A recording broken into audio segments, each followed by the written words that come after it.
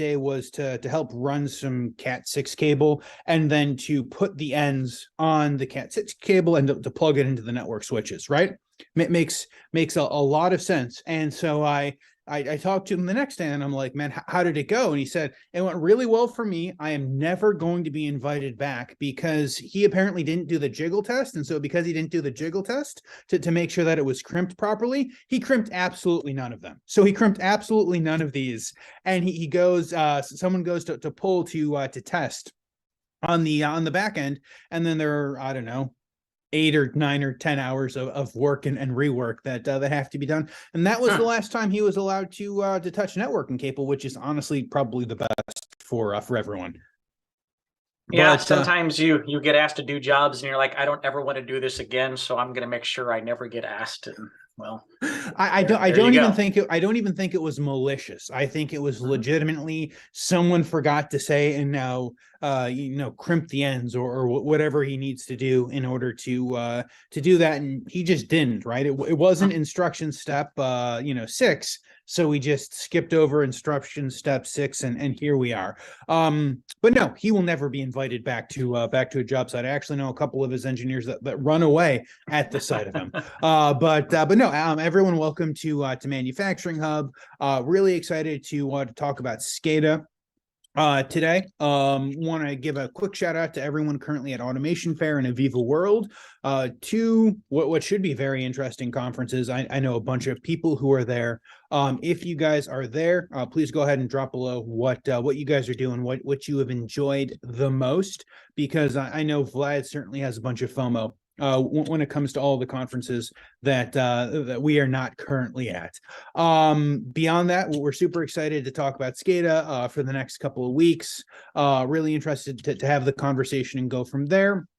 But before we jump in, I have to do the thing that I think I forgot to do last week, Vlad. Vlad, I think I forgot to embarrass you at the very beginning. Now, David, I would say for, I don't know, 82 or 83 of the 85 episodes that we've now had, we want to give a shout out to everyone over at Solus PLC. You may or may not know, Vlad runs Solus PLC, both the training website and the YouTube channel. YouTube has crusted over 34,000 subscribers. For whatever reason, from the very beginning, Vlad doesn't want to ask people to like and subscribe to his own channel and videos. So I am happy to ask people to like and subscribe and take all of the credit for Vlad's hard work, because what are podcast co-hosts for if not to take all of the credit for the other co-hosts' hard work?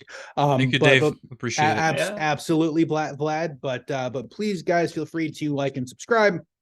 If you're watching us live, hit that like button, go ahead and share. It helps the algorithm for a bunch of reasons that we're not going to get into. But without further ado, everyone, welcome to Manufacturing Hub. I am Dave. This guy up here is Vlad. And today we've got a very special guest, David Schultz, on. We're going to talk all about SCADA. So David, welcome to the show. Thank you for being here. Yeah, it's great to be here. Thanks for inviting me.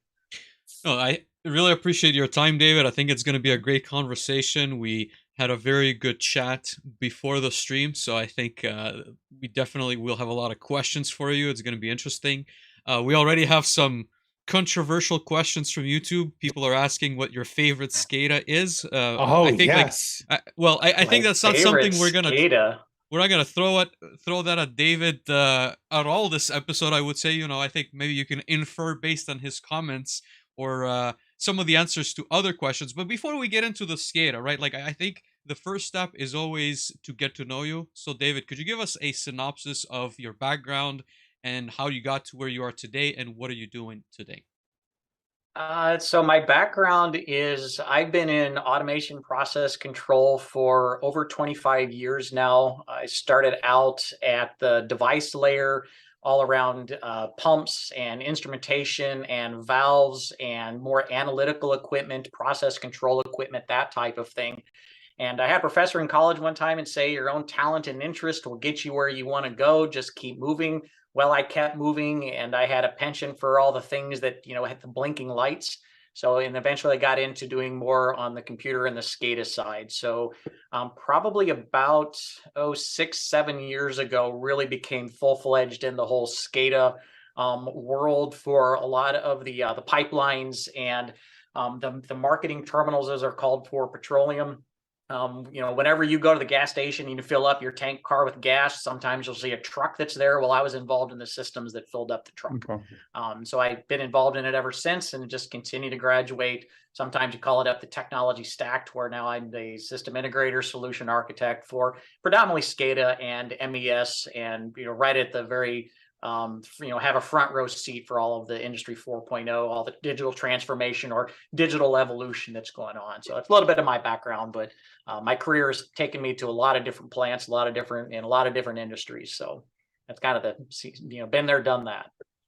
To dig into that a little bit more, David, I guess I'm curious about the transition, going from someone who understands instrumentation and maybe works at the PLC and HMI development level, because I get that question quite frequently. How do you maybe grow into someone who's taking care of that higher level, right? Like at the SCADA and maybe even like MES at that point. But do you see maybe a need to have a certain number of years at the instrumentation level, and then you can start transitioning to understand the overall architecture? What's a good way, I guess, to wrap your mind around those higher levels versus like PLC and HMI programming? Yeah, so for me, it was a pretty short path, only because I had a lot of the practical knowledge of going in and looking at a lot of these manufacturing systems. And so for me, a lot of it is just what's your overall experience in terms of manufacturing and how things are done.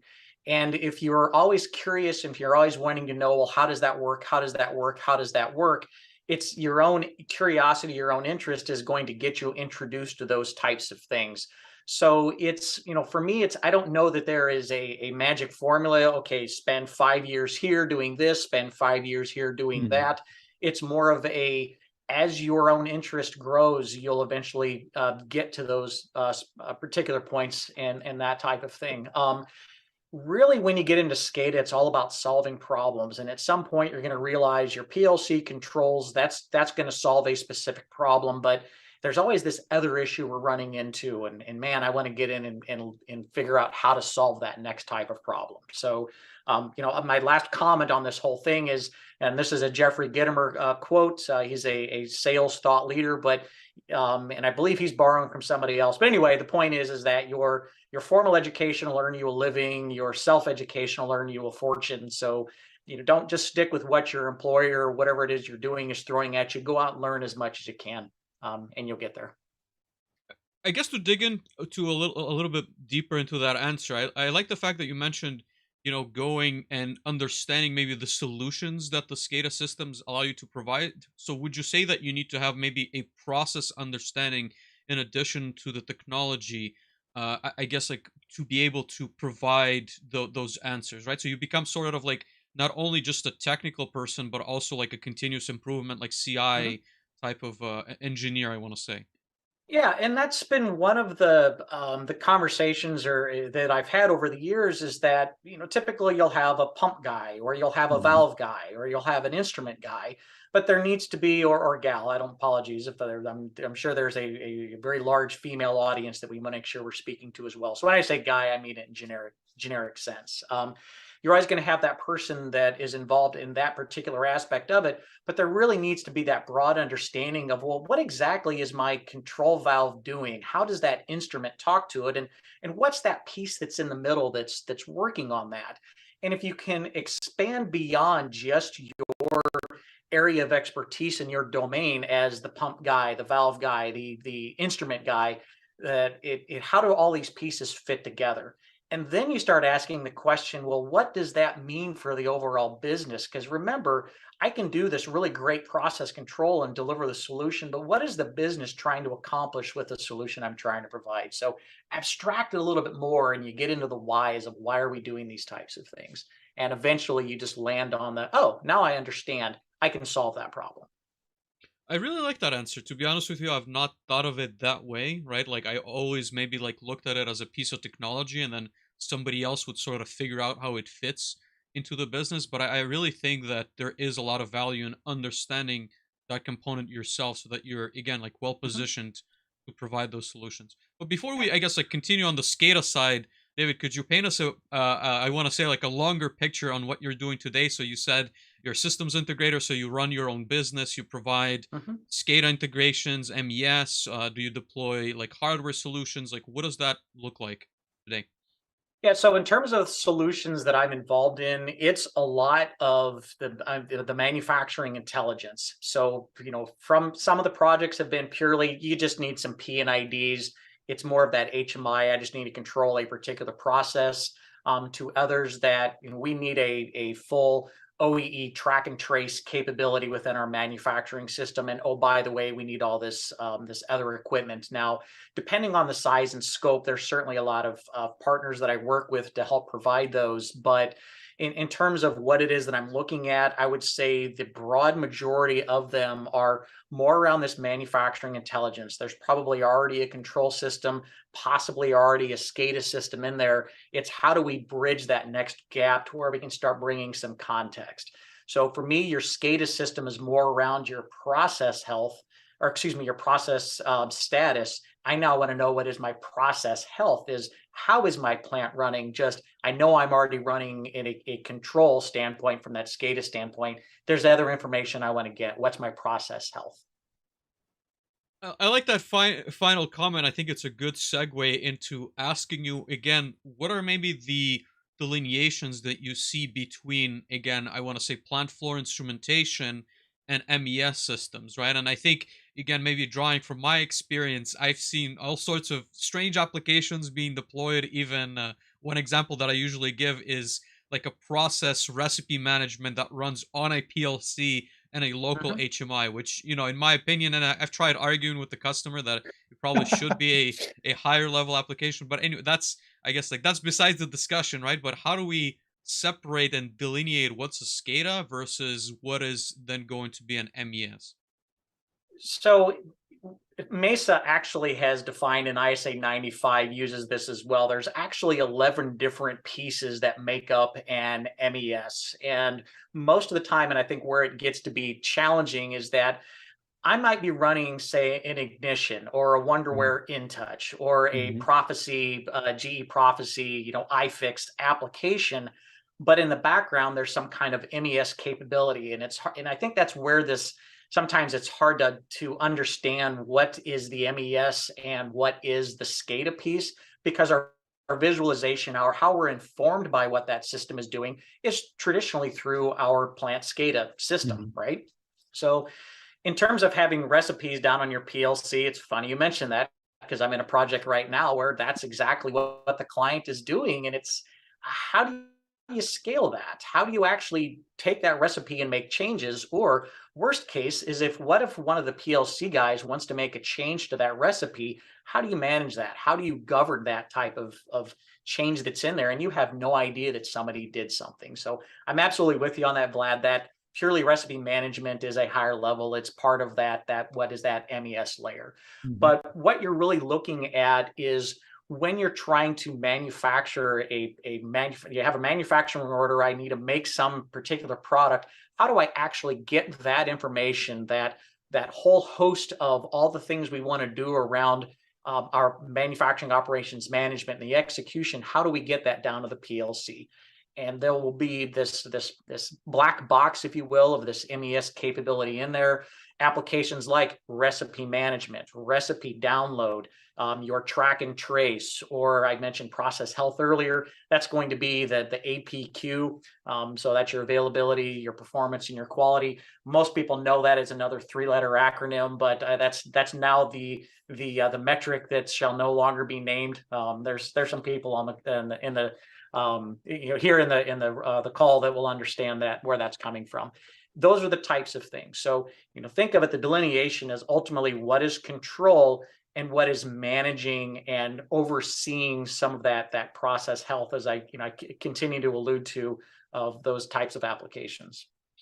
And I guess like on that same point, do you see that? So I mean, there's obviously multiple vendors and they're doing things I want to say in slightly different ways, and the way they approach their SCADA systems is different. But are you seeing that SCADA is becoming more kind of like involved in the process, or are you seeing, let's say, even your MES systems being more standalone, being able to get that data without your like SCADA systems. I'm trying to again like figure out the delineation because I've seen multiple ways of approaching that problem, but I'm curious what you're seeing like in your projects and in the field in general. So I've seen where people will, so I'll ignition and Sepasoft. So Sepasoft is this MES layer that sits on top of the ignition SCADA platform, even though Mhm. SCADA will do a lot more. So I've seen where you'll have something that's very bespoke. So Wonderware, they have their system platform, they have their portfolio of MES capabilities. So I've seen where people will go out and try to solve these problems with a specific, a bespoke solution for Mhm. whatever it is they're trying to do, the OEE, the track and trace, the quality, the SPC, those types of things. Because SCADA platforms in general are becoming more and more inclusive to the types of things that they can do. We were talking earlier about this, and I think this is also lends itself to some of this confusion of not sure exactly where does this boundary of SCADA and MES reside. It's Mhm. because we're able to do a lot more on the with those existing SCADA solutions. There's a lot more people that have ability to do programming, so I can Mhm. do some customization of certain screens, and the next thing you know, I'm now able to do all of my recipe download in a SCADA platform, but it doesn't exist within the context, if you will, of an MES package. And I Mhm. think that's what you're having. And they're just their SCADA systems are becoming more adept and more capable. There's more things that it can do, and that's lending it. Um, uh, so finishing off that question, I've seen that as well as people that have just done the roll your own. I'm on another project currently where I'm supporting another system integrator that has built their own downtime management Mhm. system, and I'm helping roll that out and deploy it to other pieces. But under the hood, it's all doing the same type of thing. It's also built in Ignition, just happens to be that way. But they've done all the Python scripting, and they access a SQL database, and they're able to do all of the trigger all those events, do all your counts, those types of things. So I don't know if there's a trend, other than you kind of see it all out there. And I think it's really interesting, right? Like seeing the fact that these systems are certainly a lot more capable than they used to be, right? And again, maybe that's a conversation we can get into in just a moment. But ultimately, I see this kind of not necessarily a wave, but I guess like this, how to say, like disconnect or growing complexity, not necessarily always being a benefit, right? Like as you said, people are starting to develop their own things, and now you have these applications that are kind of on the MES level, but they live on the SCADA, and so it's not. I wouldn't necessarily always a benefit that you can do a lot of things, right? It's almost like just because you can doesn't mean you should. Mhm. Yeah, Um, exactly, but exactly. but Dave, do you want to maybe jump in? I know you have a lot of experience in this area as well. What are your thoughts?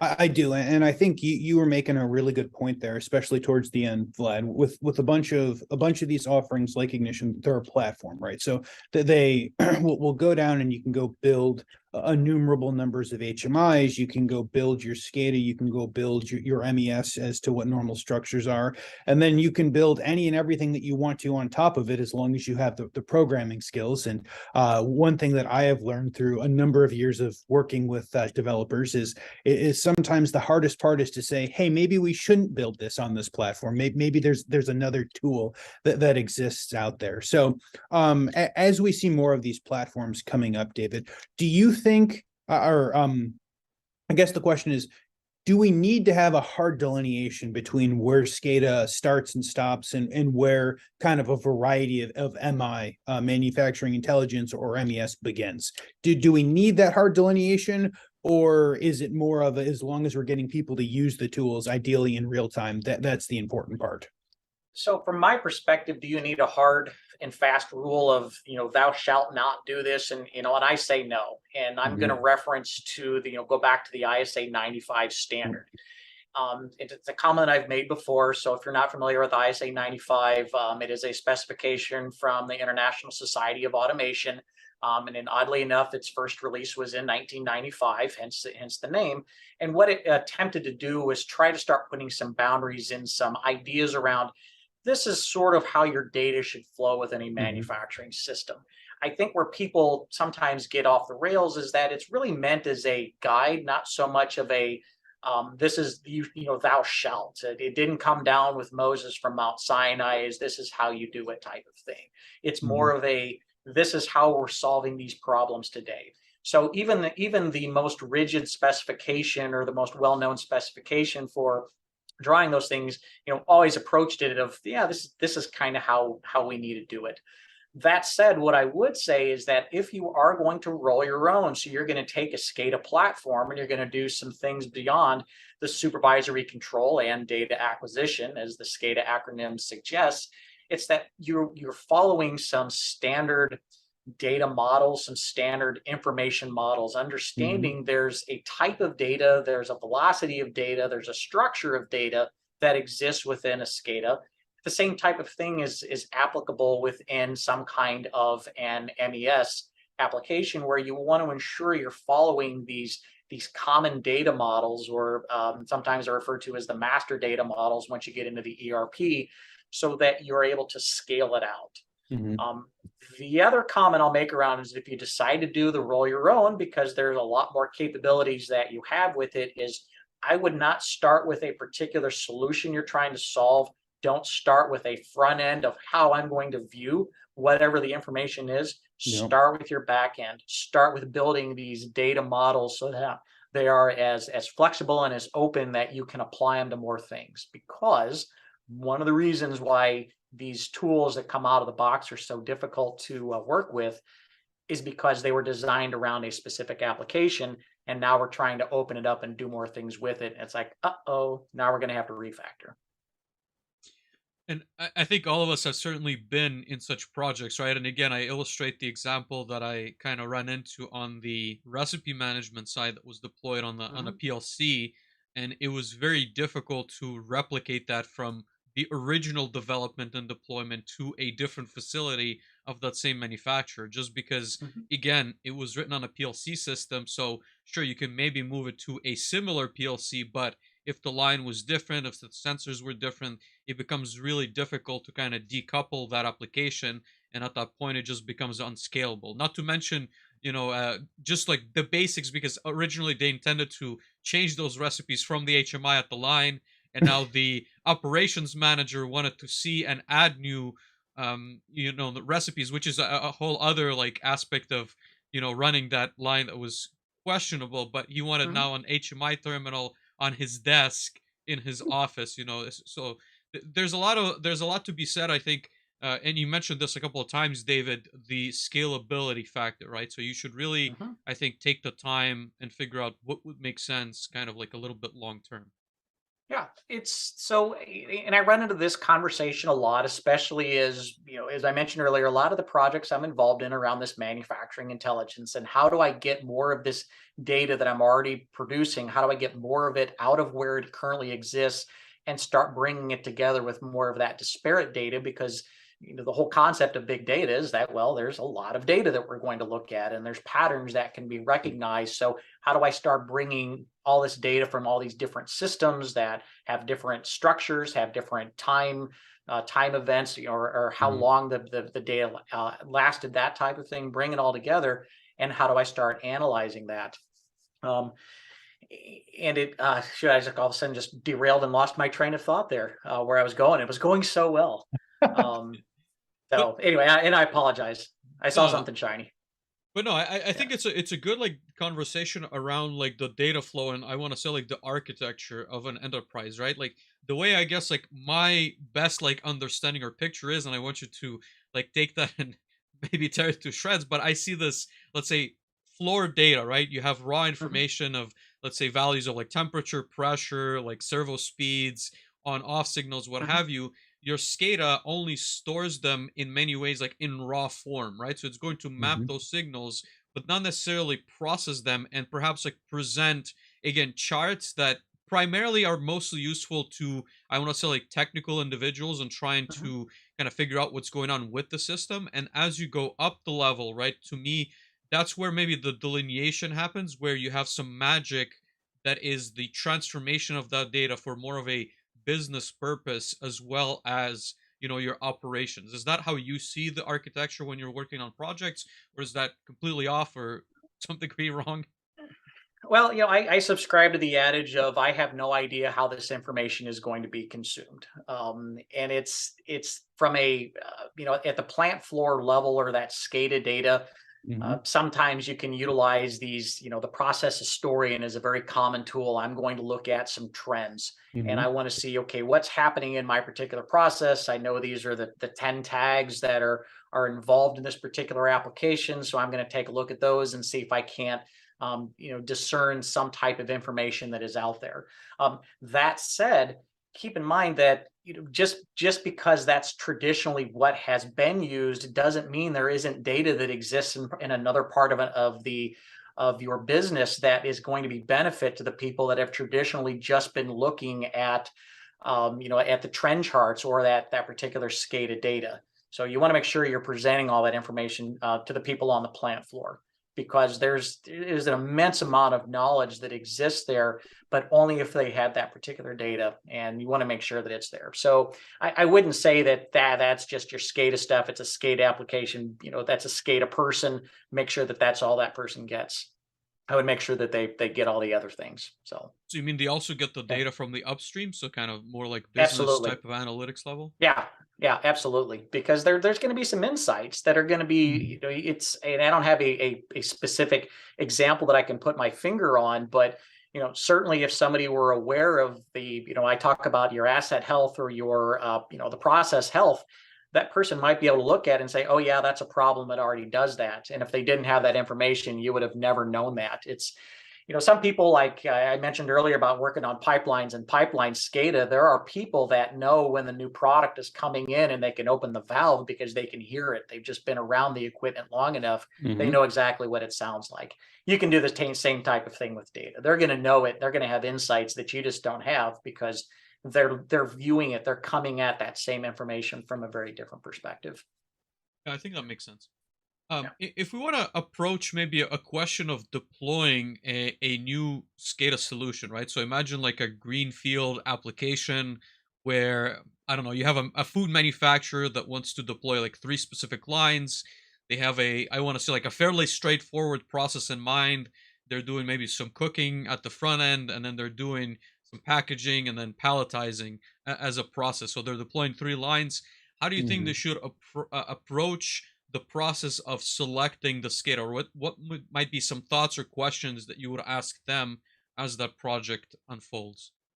Yeah, so it always comes down to the whole purpose of a SCADA is that it has to be around the minimum, what is the minimum viable product for my safe operation of that particular plant.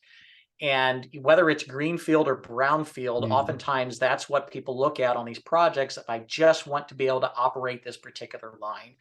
And from the approach and that standpoint, it's yes, you absolutely want to, at its core, need to be able to safely operate whatever it is that I'm doing. So it's this food plant that's going to have this particular manufacturing train, and there's three of them that are going to be stood up. It's the from a product selection, ensure that you're at least going to be able to do the types of things you need to do for that particular control. Once you've done that and established that, that's where we get into the next piece. So I was just joking, before we got on the call about don't ask me a cybersecurity question. Well, I'm going to comment on cybersecurity now. For me, there is a whole lot of data that is available to you or that it's not currently being used. So when you're getting Mhm. that SCADA platform, yes, focus on the control. You want to safely operate it, make sure everybody goes home at the end of the shift, but there's so much more information you want to make sure you're able to consume. So don't lock yourself into something where now it's going to be very expensive to get that information out. You should approach it from, as Arlen Nipper likes to say, plug your intelligence into an infrastructure. Don't plug it into systems or applications. You want to take that same approach here. So, yes, it's control, but you want to be thinking big picture. At some point, you're going to be getting that information and taking it into other parts of the business. There's information that's going to exist in other parts of your business that you're going to want to bring, to that plant floor and to that control system as well. So make sure that that is facilitated very easily. So let me ask you, I guess, like on the specific note, like Dave, you have a I different was question? going to say, Let's just jump in. no, So- I was going to say, I think that those are all really good. I'm going to add a couple more if anyone is actually like through the process of looking at them. Kind of to David's last point of looking towards the future. I always try to sit down with potential clients and ask them, say, hey, you want to build a SCADA for especially Vlad's new Greenfield facility, right? I'm like, okay, almost everything is going to have some sort of SCADA, but what do you want to do with it, right? Like, what does the rest of the infrastructure look like? How can we go ahead and tie that in? What does the manufacturing intelligence look like? Have you guys had that conversation? Kind of what do the systems look like? And then kind of beyond kind of those large forward-looking pictures, I always like to look at and know what sort of experience people have, right? So if it's some geographical areas, they're going to be, very much one vendor versus another. I generally am not going to recommend we go jump into the opposing vendor where there are 3 people in the entire area who know how to use the hardware and software, and the nearest programmer that programs in that language is a 7-hour drive or 5-hour flight away, because that's going to put them in a bad position. So I always like to look geographically. Where are they? What sort of levels of comfort do we have? And then what sort of support is there in the area to make sure that we pick the correct one? Because sometimes you'll pick a system and you'll think we're gonna save $10,000 by picking this because we're the right tag level and I can get the APIs in and out, and this is the process historian I want, and we're going to save a little bit like this. And you go and deploy it, and especially if you're then the integrator, then hopefully you didn't sign up for some sort of SLA, because you're going to be getting an awful lot of calls that fall under that service level agreement that you're going to have to go send someone out to go fix, because there's no one close to be able to do it, and there's no one else that you can subcontract out to. So I think that those are very important to take a look at as well. Yeah, no, agreed. It's what I call the right technology, not necessarily the best technology. And that's part of the reason why technology is one of the 5 pillars of the business. It is the right technology in there, and it's the technology that you can support, and it's the technology that the client can support. Because I've been involved in projects where we just marveled at how great and how novel this solution that we deployed, and we just want to stand back and marvel at its brilliance of, wow, my client needs me. If it weren't for me, and 6 months later, they're not using it. Why? Because they just didn't understand how to use it there. And you sit there and like, man, this is such a miss. Why? Because the technology was just too hard. A hammer and a tape measure, sometimes that's going to be the right solution. I can use a little laser pointer, but we know the other thing will work. Let me ask you as a follow-up, I guess both of you, but David a bit more specifically, right? So I've had this conversation multiple times with people who are looking to maybe upgrade SCADAs more so than deploy it on a completely new system. But I think we've come to a point where it's much easier and cost-effective to add all the data into a database up front than to try and fit whatever we need later on, right? So in the conversation where maybe the question becomes, what are you trying to do, or what the potential would be of that SCADA system for let's say a Greenfield facility, as we were discussing, you may not always get all the answers on that same first installation, right? So in my mind, the way I think about that is we should get all the data and store it, and then we could ultimately figure out what we can do with it a few years down the road as the facility matures. Is that a wrong approach, or what's a fine balance there, right? Because ultimately, if you come back 3 years later and you're trying to figure out which data you want to pull out for now a facility that understands the value, it also becomes more complex than at the installation side. Yeah, that follows on to a comment that I made earlier is, and I've run into this here in the last 3 months, I believe. We were talking about, it's all these tags that I could ask, like, oh, tags are expensive. I'm like, yeah, but data is exactly what it is that you need. So if you look at the decisions that you can make with having more data, you're going to realize the cost of that tag was pretty inconsequential.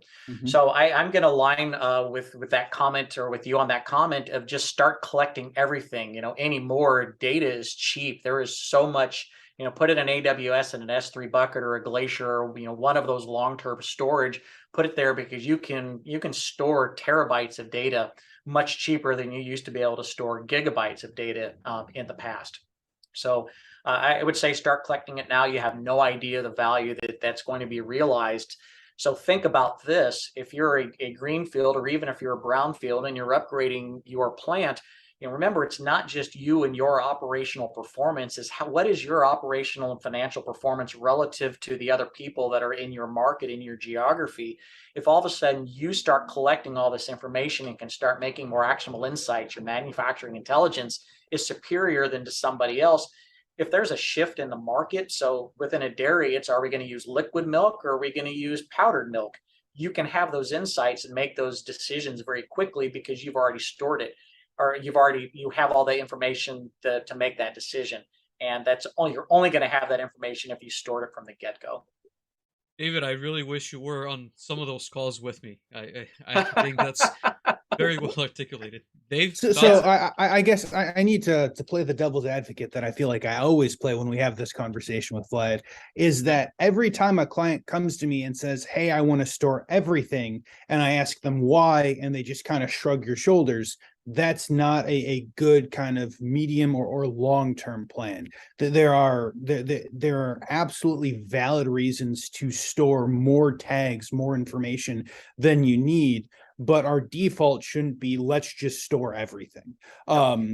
Yes, and like I guess that is the comment, is if you are going to go build this and you're going to go future-proof what your facility looks like, go spend a little bit of time and money and put together a plan of, hey, we're going to store these pieces of information from this machine, and maybe we need to put a couple more sensors on, and we need to make sure that we capture the correct in-feed and out-feed and feed rates and all of these things, because all of that makes sense. I don't think that our initial should be, yes, let's just store everything because we can store everything. And I only say that because I've had multiple people who have said, yes, let's store everything because we can earlier this year. And I've watched the most hellacious rollouts earlier this year that sadly I can't talk about because it embarrasses me that I was on site while these happened. But I do have a good example to David's earlier point. So I was working with a food and beverage client, and they had a bunch of issues on a very particular machine, and so they go into their process historian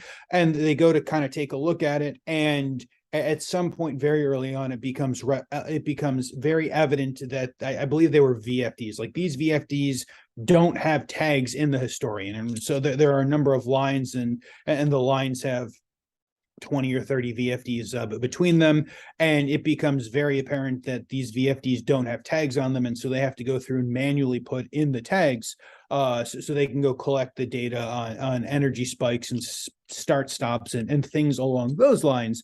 But they do the thing that kind of kills you, is they only put in the tags of the 2 VFDs that we're currently having the problem with, not the other 30 VFDs that are along the line that continue to have similar cascading failures. Mm-hmm. So I agree kind of to David's point. And if you are looking at saying, hey, what do we do now? Because we haven't put in all of the tags, and we're a brownfield facility, and we are limited by a bunch of kind of resources and time and all of these things.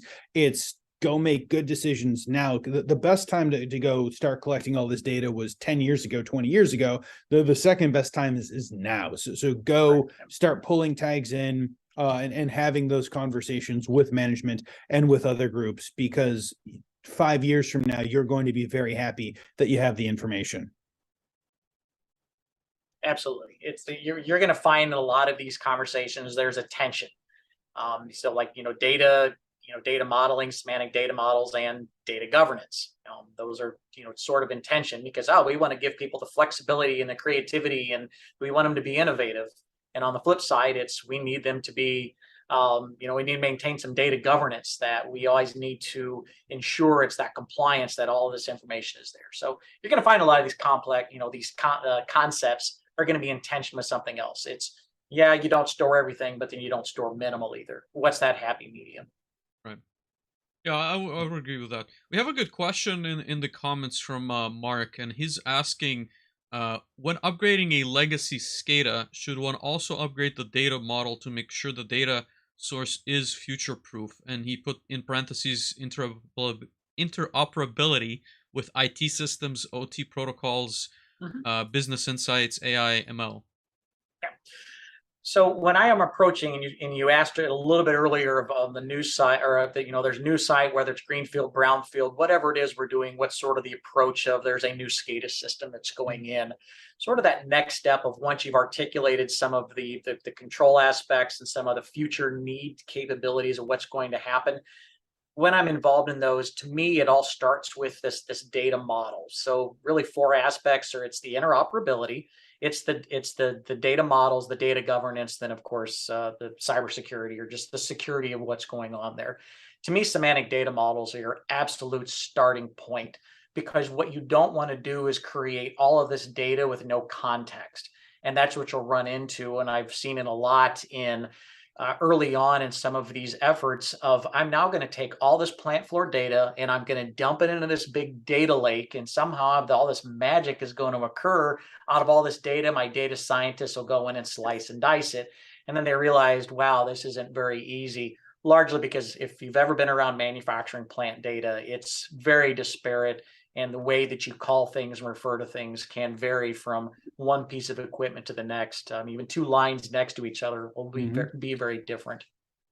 So if you have the ability to start with those data models, that is fundamentally where you want to go. So you're looking at a data model of a particular object, whether it's an asset, whether it is some infrastructure like your line, your cell, whether it's the function. So if I'm going to be looking at some performance data, that there's a data model around what that looks like. And then finally, what's the data model of how I'm going to visualize it? What is the information that I'm going to see in a common format? And you want to model all of those things. And I guess, like, just to maybe dig a little bit into that approach, so you would start maybe with the most fundamental, like, pieces of hardware, like some sensor level data and what that looks like, right? So I don't know, like a temperature measurement, but also the description of that sensor and its location. And then you would wrap that into, I don't know, like a bigger component. So that's measuring, I don't know, the temperature maybe of your tank, and it also measures your, like, pressure of the tank, 2 valves on either side, right? So that's kind of your bigger system, and then that's part of your cooking process, and then that's part of your, like, line 4, right? So that's kind of like how it wraps in itself. Is there, like, I guess on that same side note, is there a standard from ISA that one could okay, is there any No, there is guidelines on not. how to do data modeling, and kind of like what are the starting points of that aspect? Yeah, so when you take a look at, we'll talk about a temperature instrument. A temperature transmitter could be an RTD, just some basic device that's making a measurement. And what you're going to get out of it is always going to be some number.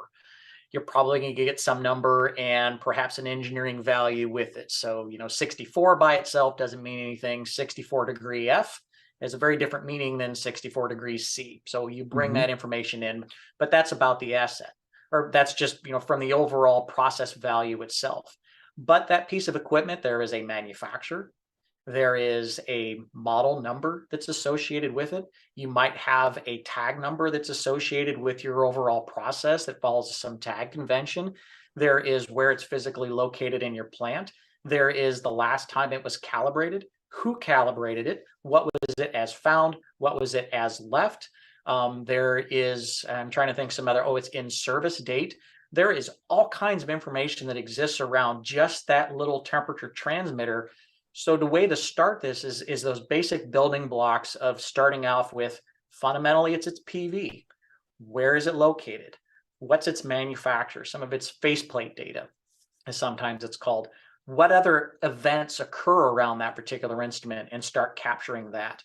And then do the same thing with all the equipment. That's sort of the asset level that we're looking at now, bringing into the overall architecture of the plant model of, where does this sit? Is it part of my line 1? Is it part of this tank farm? Where is it physically located? And then what are some of the other equipment that's processed there? And it's iterative and it grows. And do you think, I guess, like, based on that point, do you think as an industry we are moving towards maybe a standard that kind of maybe creates that, or you think there's still going to be, here's a plant that Vlad commissioned, 10 years ago, that has a data model that Vlad thought of, and here's a plant, Dave and whoever else, there's these disparities that, although to some degree similar, but we still can't just, let's say if I'm a manufacturer and I acquire Vlad's plant and I have a standard on like David's data model, then we still have to spend a lot of effort trying to some degree revamp what that looks like, even though it might be like similar and still achieves a good purpose for that plant. It may not just, plug and play into our overall business infrastructure. So is there a standard? No. Will there be a standard? I don't know. And that's that balance of, can we agree that there are certain things that it must have? So there's an organization, it's called SESME. They're trying to do, that's one of the aspects that they're trying to focus on, of how can we have these common asset models, these common data models that ensure that interoperability. And I think it's an absolute a great direction and a great thing they're trying to do. It's how does that play out in practice? And this is that, I mentioned it earlier, that tension between that your data model has to have this information versus the data model can have this type of information. And you need to allow some flexibility and some scalability in there, because there's not a one size fits all type of thing. I think at its core operational standpoint, we're all going to agree that there's certain things that are just going to be consistent. They're always going to have a manufacturer. They're always going to have a process variable. There might be a set point that's associated with it. And then after that, it's really going to be very industry specific. But I think at a basic level, we can at least agree on a certain aspects of that particular data model. And that'll probably make its way, to something a little more formal in the future. But, right now, everything is up because we've always just consumed tags or, plant floor data as an individual piece of data, not as in context of other things. Yeah, it's interesting. And again, like, it's just the thoughts that I'm having, right? Like there's no, let's say in software, there is maybe even like an open source marketplace that you can at least get a starting point that someone has already pre-worked, like a template, again, for something like a pump or a tank or like what have you, that is to some degree standard. And I realize it's not always applicable, right? Because the systems are also very custom. So there's always no like right answer for everything, but it's just a thought that is very interesting. Dave? Yeah, but I can, go ahead, Dave. No, please, you go ahead and finish your thoughts, and I have a couple of thoughts on it as well. Do it, otherwise I'm going to forget where I was going again, and we don't want that.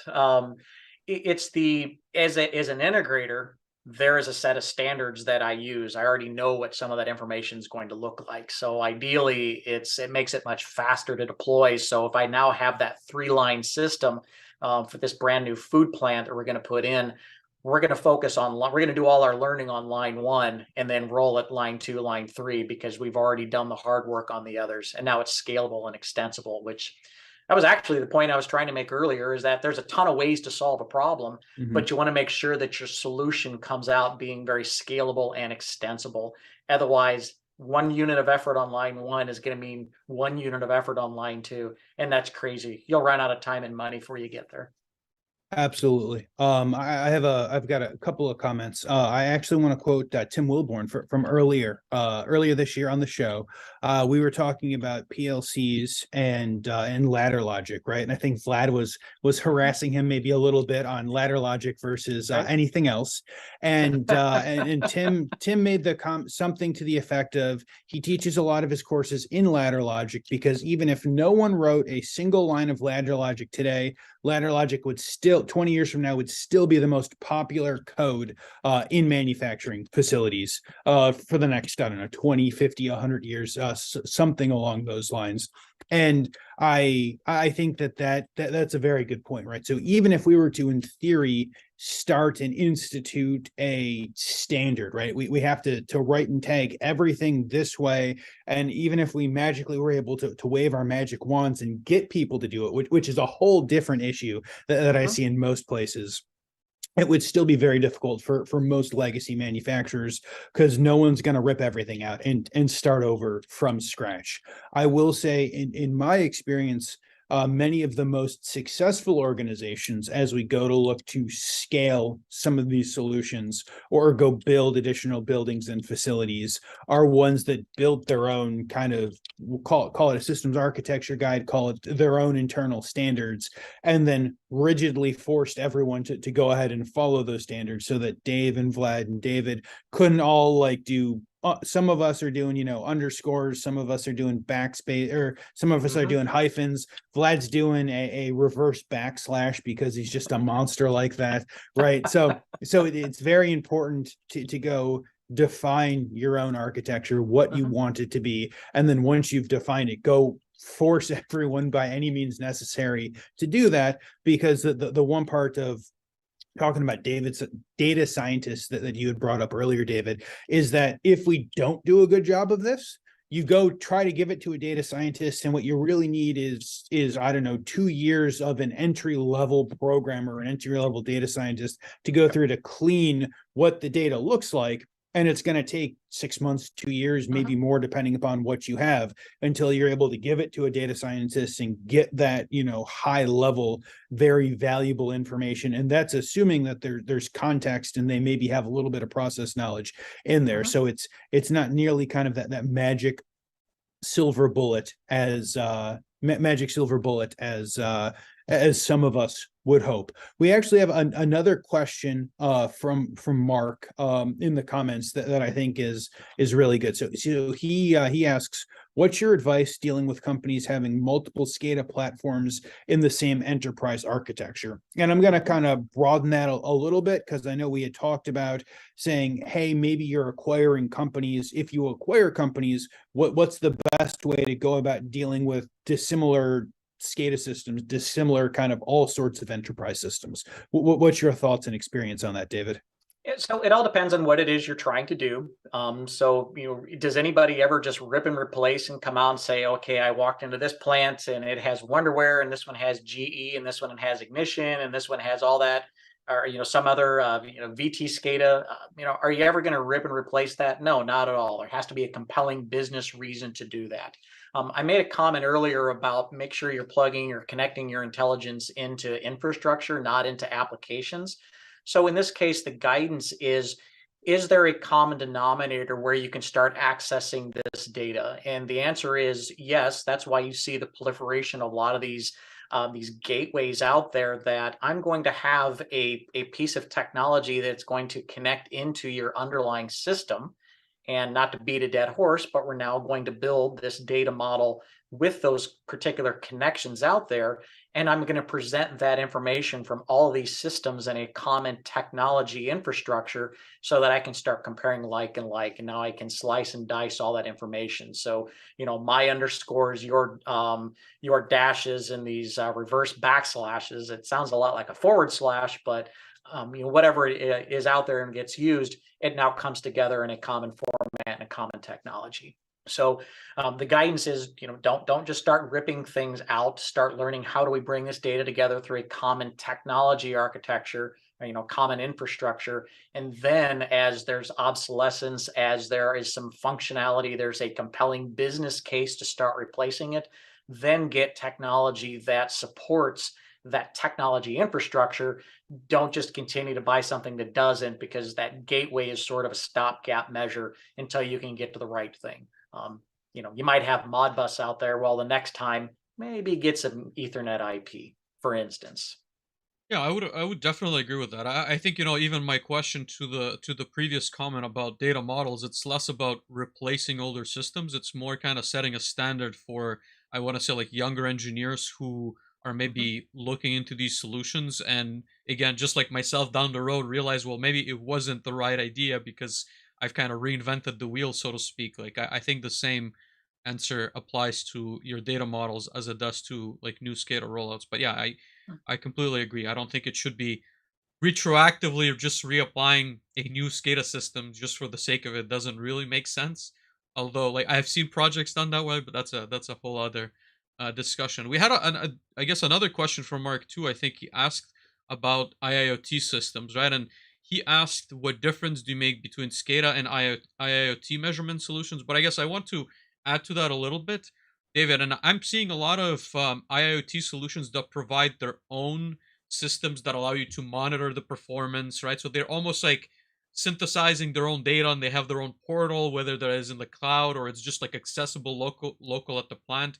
And to me, it almost creates like a disconnect. Now you have like so many systems that you need to monitor in their own proprietary systems. Like, what are your thoughts on I guess like how that's being like deployed in our industry? Is that something that you think is beneficial? Because I think like, the way they try to sell it, and sorry, I guess like to interrupt, because I'm sure you had a train of thought there, but No, I guess no. like But now they it's try and gone. well, like Uh-oh. they try and sell it like they have this algorithm that's going to take that data of those, let's say, like vibration sensors, and it's highly proprietary and synthesize some really great data that can only be viewed through their platform. But what are your thoughts? So if you do not have access to the underlying data that's coming out of there, that to me is a concern. When I take a look at these SCADA or IIoT, there's these minimum technical requirements. We talked about interoperability. Well, for me, that's a must-have. I need to be able to connect all of this information together and look at it, because I'm now, vibration data is great. I'm a CMRP. I'm very well versed in triaxial measurement devices that get temperature and being able to predict failures and those types of things. But I also want to be able to combine that data with maybe my ultrasonic system. I want to take a look at that data in terms of my process system. I want to take a look at that data in terms of maybe my tribology, my oil analysis on, if this is a rotating piece of equipment. I want to bring all that information together. So if you're on a platform that is, there is some secret sauce around their algorithms, and I have no issues with that. But for me, it's at least expose some of the underlying data that is there to do it. So, I'll go into an anecdote where it was about 4 years ago. There was a plant that they had sort of their maintenance manufacturing intelligence. They had their operations manufacturing intelligence. And we're connecting into some of the same type of stuff. Neither of them knew that the other person was doing something. And now to me, it's if you had a common technology architecture in there, where I would take my maintenance data, my reliability data, marry it with my process data through a common ecosystem, I can still apply your algorithms and your secret sauce on it. And then I'm given the option for which of the secret sauce companies are best at rotating equipment, which ones are best at fixed equipment, which one is best at my process equipment. If, let's say maximizing throughput while constraining quality. You're now not locked into that particular vendor. You now have the ability to, it's all your data, you present it, they provide the insights. Yeah, it's interesting. I guess I don't have the answer on where the industry is going to go, right? I see like both kind of approaches to doing things. And again, I'm curious if the value added by those like more proprietary solutions is enough to, I guess, for an end customer to say like, well, okay, like you can have all that data and they almost have no control over what that looks like. I don't know. I don't have the answer, but yeah, it's an interesting thought. Well, I can tell you, if I worked for that company, I would tell you absolutely, wholeheartedly, no doubt in my mind, we are the best at this, and you should, without a doubt, get my particular solution, because nobody's going to do it better. My belief is that if you're that good at what you do, you won't have an issue exposing your data or accessing other systems that are out there, because it's the back end that's where the magic is. It's not the ability to collect the data.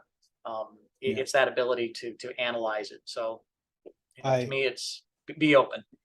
I would agree. I would say, and we've had some conversations about IIoT earlier in the year.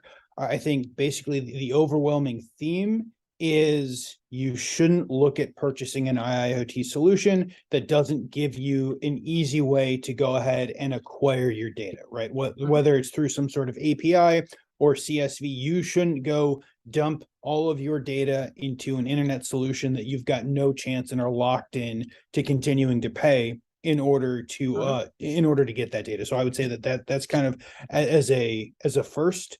I think that I think that many organizations who currently have robust SCADAs that they're continuing to add sensors and other things to will reach a point where they will probably pick and choose a couple of IIoT solutions that they will pay the monthly subscription fee for. I think that if you don't have a robust SCADA, or if you aren't a facility, right? If you are doing a whole bunch of oil and gas stuff, and you are just a whole bunch of remote pumps or other things along those lines, then maybe some sort of IIoT solution makes more sense than investing the time and money up front to go ahead and kind of build all of that infrastructure and everything else. So I think that we will continue. I think that this kind of like streaming and everything else, we're going to see a big rise, and then we're going to David's point, see a bunch of people who are really good at it, and the people who are really good at it are going to continue to thrive, and we're going to see a whole bunch of people like CNN Plus who decides that after spending a bunch of money that streaming is not really what they want to do, and that is not where they are going to go. I know that we are running up close to time, but I do want to kind of talk a little bit on manufacturing intelligence because we brought it up and that's your experience.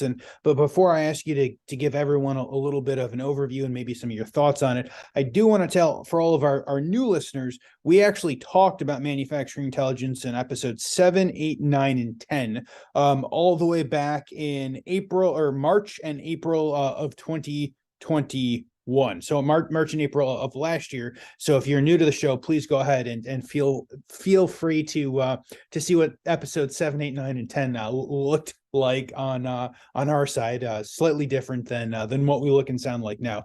But David, can you give everyone maybe a little bit of an overview of what manufacturing intelligence is? Maybe a good win that you've had with a client that you can talk about? So manufacturing intelligence is, this is that, right on the heels of that IIoT platform thing of what's the difference between SCADA, what's the difference between IIoT, and it's that ability to integrate within the business systems. Remember, Industry 3 was now we're automating our process. Well, now we're going in Industry 4, we're going to automate our business, meaning that all these systems should connect together. So you mentioned API calls, or I'm going to make SQL queries, or I'm going to get CSVs, or I'm going to do some kind of mechanism to bring in data from other systems that, man, I never needed to make an API call with my SCADA before. Well, now you're going to need to do that. And that's part of what makes it that an IIoT platform itself. So with that, when you start getting into the manufacturing intelligence, for me, it becomes that you're interested in a manufacturer's got 5 things. So I've talked a little bit about them earlier, but you have your process status. Now you get into your process health. That is your, is my line running? It's the performance of that line. It could also be things like, what are my material movements and those types of things? Is it when I have a particular vendor that I buy some raw material from that I run into all these upsets in my process? That's kind of your process health. Asset health. You want to also look at your energy, and you also want to take a look at your labor. So the combination of those are the areas that you have for really, the levers that you control within your overall manufacturing process. So the manufacturing intelligence is that next layer. It's going to be looking at that process health, asset health, energy, and the labor that goes into that, and focusing on what are some of the other insights that we can gain from it. How do I present the right information at the right time in the right format to the right people? So it's not just a trend chart. It's not just showing me the little animation that's, my pump is running or something along those lines. It's the other insights of why is it we get our raw material from this company, or I'm trying to think of another good application of some things you've looked at, or, just some SPC type of things that are there. In terms of some recent wins on that, many of the projects that I'm currently involved in are still in those early phases. We're not quite to the points where we're getting some long-term lasting results, or at least for the clients that I can talk a little bit more openly about. But what I can tell you is once we've gotten to the end and they've now been able to realize that, oh, my performance isn't as good as I thought it was, namely around the performance of my application, it's been very eye-opening, because I guess we're not been calculating it right. We're not as good as we thought we were. And those are it's the robust solutions and this long-term impact that we're looking for. So I would just say in a general sense that once we've been able to deliver that intelligence, it's been very eye-opening for the clients on them. Oh, that's great. I think that's awesome that, again, you're experiencing that. David, if I can lighten up maybe the conversation as we approach the end of the show, we have an interesting question that maybe you have some anecdotes for. Somebody's asking, How often do you guys battle huge spiders when you open ancient SCADA enclosures? And I know Dave had a story in the past that he's told, I think, a couple of times. But David, do you have any anecdotes of dealing maybe with older systems? Well, I can't say that I've had bugs where you open up a control cabinet and there's been some weird things. I mean, we've all seen the pictures of the big snake that's staying warm, or these, spiders and those types of things. Most of the time when I'm walking in, especially on these transformation efforts, is just dealing with old antiquated equipment, and how on God's green earth are we even going to get the data out of this thing to do anything with it? So, if you've seen some of these old control systems, paper charts or pneumatic instruments, and it's like, guys, come on, you've got to do something here. So I will say there's some interesting plants that are still operational out there, and you scratch your head of how do you guys continue to do this year in and year out? But there they are. Yeah, I've seen those, like, the round paper charts where you have like Yeah. a little needle and it like rotates, and it was like very surprising. I guess, like, on a slight side note, Dave, I'll let you jump in just a moment. They were trying, in conversations, they were trying to figure out how can we deploy AI and ML solutions to this factory in order to leverage the data. And then, sure enough, I showed up to the plant all excited, like, how are we gonna plug this in? And I talked to the operators. They're like, well, like, here are the paper charts for the last like 10 Right. shifts. And I'm like, okay, well, I guess we need to really have a conversation about what we're trying to do here before we go that route. Right. But Dave? Yeah. I was going to say 2016, 2017, I probably sold 400 paper chart recorders in the mid-Atlantic to customers who absolutely could not consider even going to the digital chart recorders. Some of them we upgraded from ink to thermal charts, which was a plus.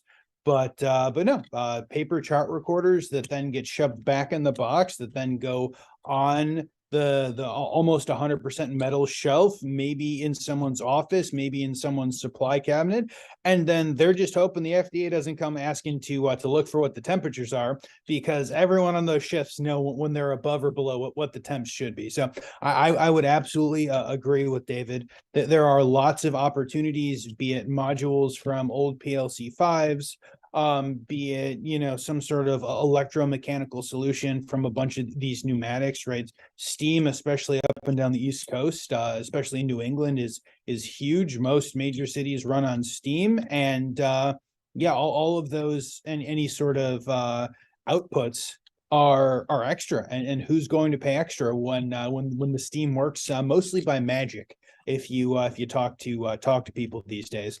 But no, I think that looking at old cabinets, looking at old machines, especially machines that haven't run in a while, I mean, you need your PPE, right? You need your hard hat, you need your face shield, you need the gloves that go up to the elbows, you need the boots that maybe go up to the knees. You don't know what's going to crawl out or fly out or already be dead. Maybe you need the nose plugs. I mean, we absolutely have to have special PPE just for the intern or the low person on the totem pole that has to open these up. I have seen a number of cabinets in the last few years, not necessarily at plants that I've gone to, but just some old places like up and down the Rocky Mountain range that I just kind of look at it and it's just like this wire mess. But most of the time, the wire mess is like behind some sort of front metal plate. This is just open to the elements, and I'm like, I have no idea how this is running. And then I look at it and then I think about taking a picture, but then I step back and I'm like, if I take a picture,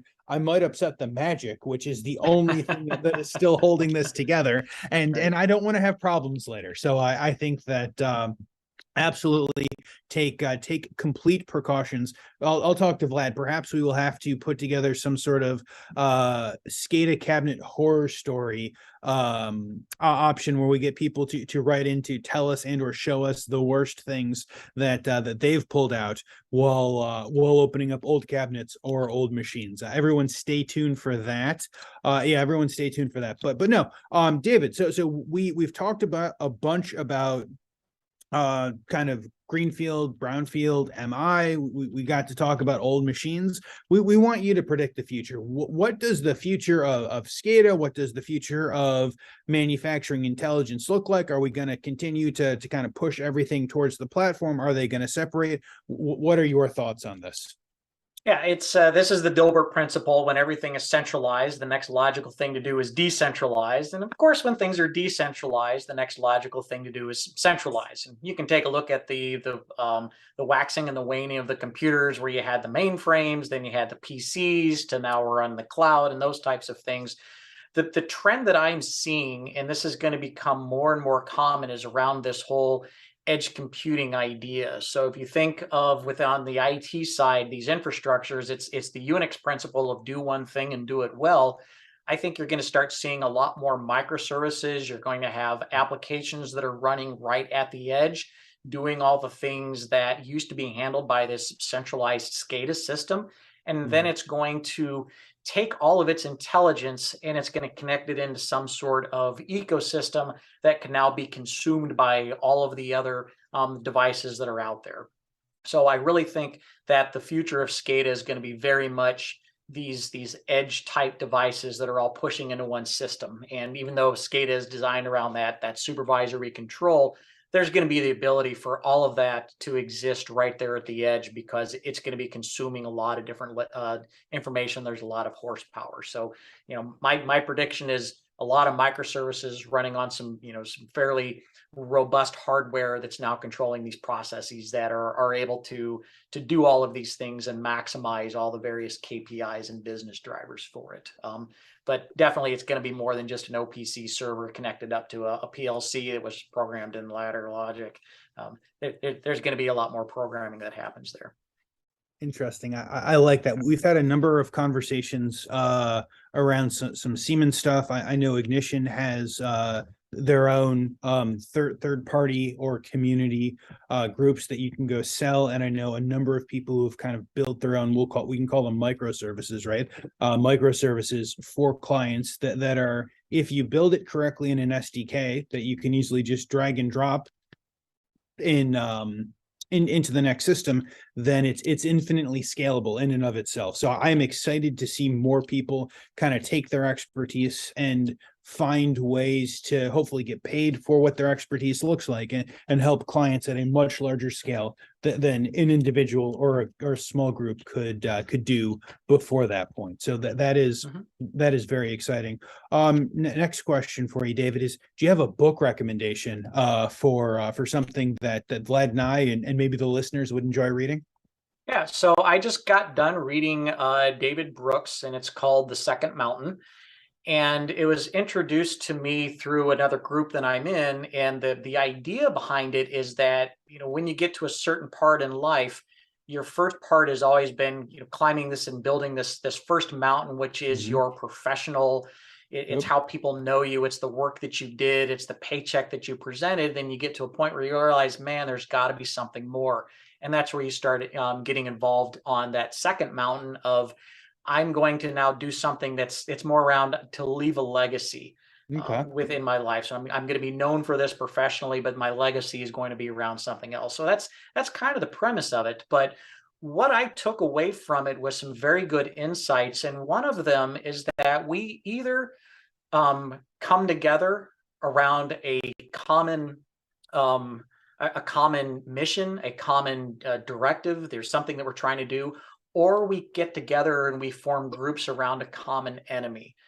And some of the dialogue and dissertation that went into that last piece, and you just take a look at what's happening in our culture right now, are we forming groups because we have a common mission, we have a common goal, we have a common outcome, there's something that we're all trying to create and do together?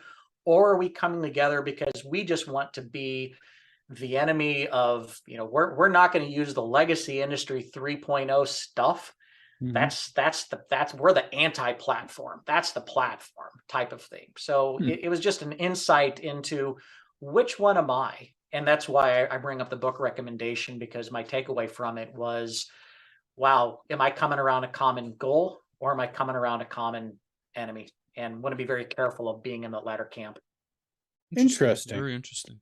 I was going to add, I guess I have a question before the next Dave question, because we had this in the chat, and I think it's an interesting one. David, if I can ask you, the question is there an online class to help understand SCADA and MES? And I want to, I guess, elaborate on that, because I think we've talked a little bit about that earlier, but I think also there's a distinction for me between like implementation, right? So something like Ignition has a good university where you can Mhm. understand how to tie it to a PLC, how to get the data. But are there any like resources that you think that are good specifically to maybe wrap your mind around like the architecture, like what kind of a purpose does a SCADA and MES like truly like solve, so you can start thinking beyond, as we talked about, just the technical aspects, but kind of understanding more like on the business side what the capabilities are. Yeah, so I don't necessarily want to name drop, but we're going to start with the very basics of YouTube. All the information is that you need is out there. You just need to expose yourself to it. So if there are particular topics that you're interested in, just do a quick search. It's amazing how much information is already out there. So you've talked about Tim Wilburn. I Mhm. love his videos. It makes some of the most boring, dry topics interesting. And Scott Tierney and Yep. there's a handful of people that are there. You have shows like the Manufacturing Hub. There's many like it. So I mentioned a community earlier. So 4.0 Solutions and their IIoT University, a lot of great content there. You referenced the Ignition University in terms of how do you learn how to use Ignition? Yeah, that's all there, but you really get a good understanding for what SCADA is doing. Sepasoft, even though it's really there for how to utilize the Sepasoft tools, there's a very good overview of the ISA 95 and what are some of the information that comes into how you go about applying the ISA 95 and what the various aspects are of that particular model. And speaking of ISA, there certainly is a connect.isa.org. Mhm. That's another good resource. There's a number of divisions that are involved in committees. And I would just say get involved in them. So it's the YouTube videos, it's the other communities, and then just start asking questions, because what you're going to find is that people really want to help. There's a genuine interest in, we need to create something, and they're absolutely going to do it. Awesome. I Absolutely. like it. I think all of those are good. I'm going to actually drop a book recommendation, because when Jeff Winter was on here about a year ago, he dropped the ISA. There's a book from ISA about MES that came out about a year ago that he had recommended. I have not had the opportunity to sit through and read it, but if it has gone through the committees that I'm sure it's gone through, I would imagine that it's a very good technical resource for you to take a look at. And if it came out about a year ago, it's about as fresh as just about anything else that you're going to find. And I think all of David's recommendations were very good. I will point out that in my experience, most people looking how to go understand to build these, the best way to do it is to go ahead and build something, whether it's a demo lab that you have yourself for the organization that you're working with. Thank you. Vlad completely missed that opportunity to scooch out of the way of his demo wall. But go ahead and go build something. That is the best way to learn, is to get that hands-on experience. And that's how I found most engineers are able to successfully go pick up and understand where everything is, with the knowledge that every client is going to be slightly different. And even though it's a standard, doesn't mean that the clients are always going to follow and fulfill the standards, which is a difficult thing that many of us have learned time and time again. So I will say that, we tend to focus, and I know they wanted to learn SCADA and MES, but your skill set that you're going to need to be successful at what it is you're doing, if you want to get into the controls world, whether it's doing PLCs, SCADA, MES, we've talked about, well, we're now integrating business systems. You're going to have a good understanding around business, but there's also a lot of other technical skills that you're going to need to know how to work with. So whether it's a VM or a Docker, you have to have some kind of operating system or place to install all of the software, which you also need to know how to install software. You need to know how to specify the systems. You need to get it up and running. We're talking about making API calls and SQL queries. Well, guess what? You're going to need to start learning how to make those API calls, how to parse the payload that comes back. You're going to need to know how to do SQL queries. You need to do programming. And while ladder logic is going to be around for a long time, structured text, because everybody coming out of high school and college these days knows how to program at some level, you're going to see a lot more of that out there. So there's a lot more skills that you're going to need to learn besides just PLCs and perhaps SCADA and tying into tags. Absolutely. Absolutely. I think all of those are good. And I think that kind of hits the next question that I was going to ask. I feel like this hammered the career advice very good on the technical resources, on places and things to learn. Do you potentially have any other thoughts, David, an antidote, any of those things of career advice? Would you suggest people follow the career path that you followed, or would you suggest that they do something a little bit different? Stay away. Well, so what you're going to find is that there's no good substitute for a ball that's been hit squarely and firmly.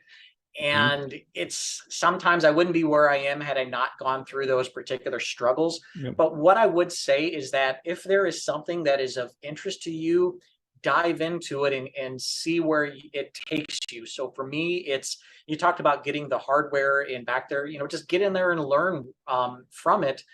And I will say, just from a career advice standpoint, be very deliberate about what it is that you're doing, because if you don't know where you're going, you're sure as shooting going to get there. But if you know where it is that you're trying to go, surround yourself with people that you like to be around, because typically you're going to be, especially the people that are doing the types of things that you want to do, you're eventually going to say, yeah, this is either for me or it's not for me. But I can't say enough. Just continue to be out in front of the new information, and don't wait for somebody to come to you and say, "Here, do this." Chart your own path, because you will get somewhere. The direction you're trying to go. I opened with your own talent and interest will get you there. I'm going to close with that as well. It absolutely will. Awesome. I think that's all fantastic advice. Thank you so much, David. The last question that we have for you is who should reach out? Who do you want to connect with? What sort of conversations are you looking to have? This is kind of your open forum to ask all of our listeners whatever you'd like. So from my standpoint, who am I around, or who do I spend time with? I mentioned most of the work that I do is, it's obviously with directly with manufacturers. I work with other system integrators, but I'm an ideas guy. And so when we start talking about, the data models or security or, just trying to think of some of the other topics that were there, for me, it just becomes the idea person. And if you have something that you want to run past, or it's just, I need some advice, don't reach out to me because you think, because I'm interested in, hey, maybe there's a commercial opportunity here. It's around connecting and doing something. It's sort of I'm in that second mountain phase as well. So if like I said, if you're a manufacturer, if you're a system integrator, if you are a technology, a technologist, whatever it is that you're into, please reach out. I love to connect with people from all different walks of life. Amazing. Thank you so much, David. And thank you everyone else for being here, hanging out for a while, talking about SCADA and manufacturing intelligence and a little bit of everything else. If you guys have made it this far, please feel free to go ahead, hit that like and subscribe button on the Manufacturing Hub LinkedIn, on the Solus PLC YouTube. And if you guys are listening in podcast form, please feel free to go ahead and follow us and rate us 5 stars on all of those places that you can go ahead and rate us 5 stars. It helps a bunch. And I have learned that if I ask you guys to go ahead and like and subscribe, you like and subscribe. So you've done this to yourself. I'm going to continue to do this. But until next week, we'll see everyone soon. Thank you. Thank you, everyone. Bye-bye. Thank you, David. See you Really guys. appreciate it.